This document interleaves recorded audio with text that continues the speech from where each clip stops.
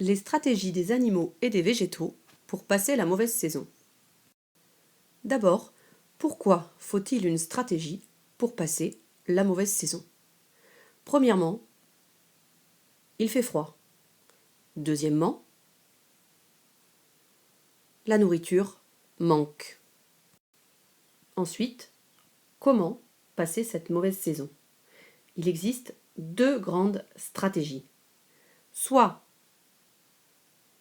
on va changer de forme, par exemple, chez la coccinelle, l'adulte va pondre des œufs qui vont donner des larves, qui vont donner une nymphe qui redonne un adulte. Donc l'un de ces stades va passer la mauvaise saison, soit l'œuf, soit la larve, soit l'adulte. La deuxième est de changer son comportement. Par exemple, on peut migrer comme les hirondelles. Changer de forme, ça veut dire quoi? Alors, chez les végétaux, ce sont les différentes formes sous lesquelles ils vont passer la mauvaise saison. Alors, certaines de ces formes sont aériennes, comme les bourgeons des arbres, les autres sont souterraines, et les formes passent donc l'hiver enterrées dans la terre. On a, par exemple, pour l'iris, un rhizome, qui est une tige souterraine. On a, pour la jacinthe ou la jonquille, un bulbe. Et on a aussi, par exemple pour le tournesol, des graines. Pour les animaux, on retrouve les différentes formes dont on a parlé tout à l'heure. On a ici par exemple un œuf de criquet qui passe l'hiver dans le sol, ou la larve du hanneton qui passe elle aussi l'hiver dans le sol, ou l'adulte de la coccinelle qui lui va passer l'hiver coincé sous une écorce. Et changer son comportement, ça veut dire quoi?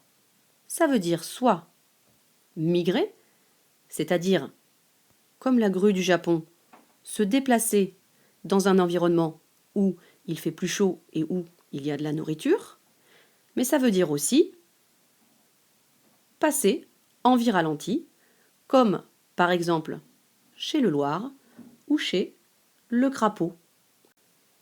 Le Loir va entrer en hibernation.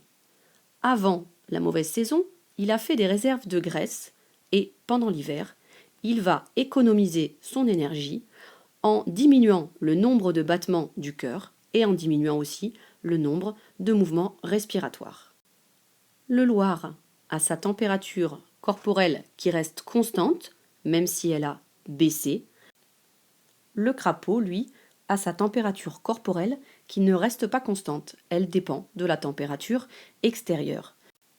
Ainsi, dès l'arrivée de la mauvaise saison, le crapaud va se cacher dans un trou en attendant des jours meilleurs où la température lui permettra de se déplacer à nouveau.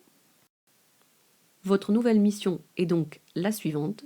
Vous allez vous transformer en détective et retrouver les traces des animaux qui ont disparu à la mauvaise saison. Bon courage!